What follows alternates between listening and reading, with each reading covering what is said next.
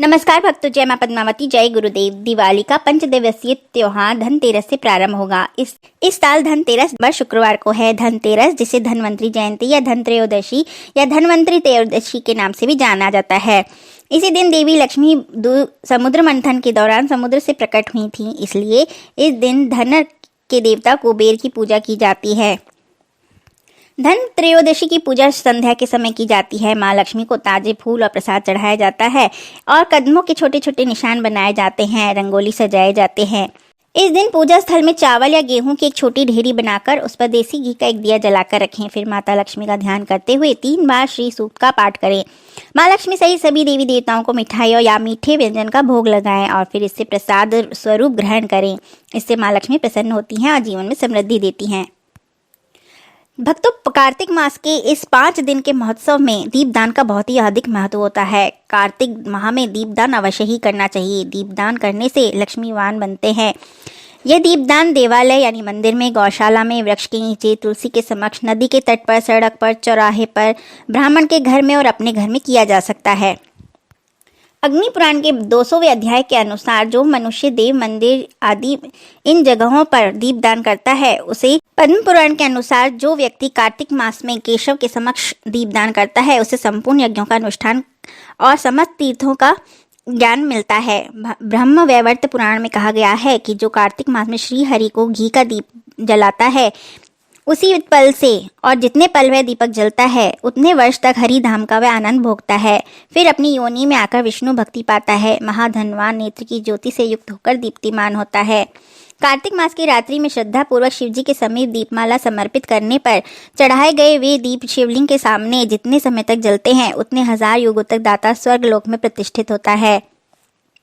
पुराणों के अनुसार जो कार्तिक महीने में शिवजी के सामने घी का दीपक समर्पित करता है या विधान के साथ पूजित होते हुए परमेश्वर का दर्शन श्रद्धापूर्वक करता है, वह ब्रह्मलोक को जाता है।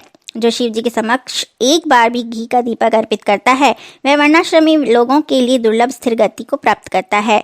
जो विधान के अनुसार भक्तिपूर्वक लोहे, तांबे, चांदी अथवा सोने के बने हुए दीपक को शिवजी को समर्पित करता है, उसे 10,000 सूर्यों के समान दीप्यमान विमानों से शिवलोक को वह जाता है। जो मनुष्य देव मंदिर अथवा ब्राह्मण के घर में 1 वर्ष तक दीपदान करता है, वह सब कुछ प्राप्त कर लेता है।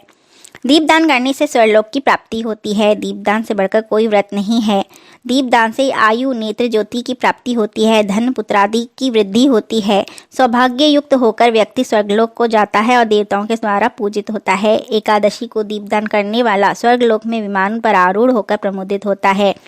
दीपदान कैसा करना चाहिए? दीपदान मिट्टी, तांबा, चांदी, पीतल, सोने का भी हो सकता है। इसे अच्छे से साफ कर लें और एक बार प्रयोग करने के बाद उसे धातु का होने पर पुनः प्रयोग किया जा सकता है। मिट्टी के दीपक को कुछ घंटों के लिए भिगाकर सुखा लें। उसके पश्चात प्रदोष काल में सूर्यास्त के बाद उचित समय पर दीपक, तेल, घी, बत्ती, चावल आदि गेहूं लेकर मंदिर जाएं। घी में रुई की बत्ती और तेल का दीपक में लाल धागे या कलावे की बत्ती प्रयोग करनी चाहिए। दीपक रखने से पहले उसको चावल अथवा गेहूं या सप्तधान्य का आसन देना चाहिए। दीपक को भूल कर भी सीधा पृथ्वी पर न रखें, क्योंकि कली का पुराण में कहा गया है कि सब कुछ सहने वाली पृथ्वी को अकारण किया गया पदाघात और दीपक का ताप सहन नहीं होता। उसके बाद एक तेल का दीपक शिवलिंग के समक्ष रखें और दूसरा गाय के घी का दीपक श्री हरि नारायण के समक्ष रखें। उसके बाद दीपक मंत्र पढ़ते हुए दोनों दीप प्रज्वलित करें। दीपक को प्रणाम अवश्य ही करें, अन्यथा दीपदान मूल्यहीन हो जाता है। दीपदान मंत्र है: शुभम करोति कल्याणम, आरोग्यम, धन संपदम, शत्रु बुद्धि विनाशाय, दीप ज्योति नमोस्तुते। दीपदान पूरे कार्तिक मास में किया जा सकता है, अन्यथा एकादशी से आरंभ करके अमावस्या तक आकाश दीपदान अवश्य करें। भगवान विष्णु के लिए यदि दीपदान करते हैं तो उससे संतान की प्राप्ति होती है।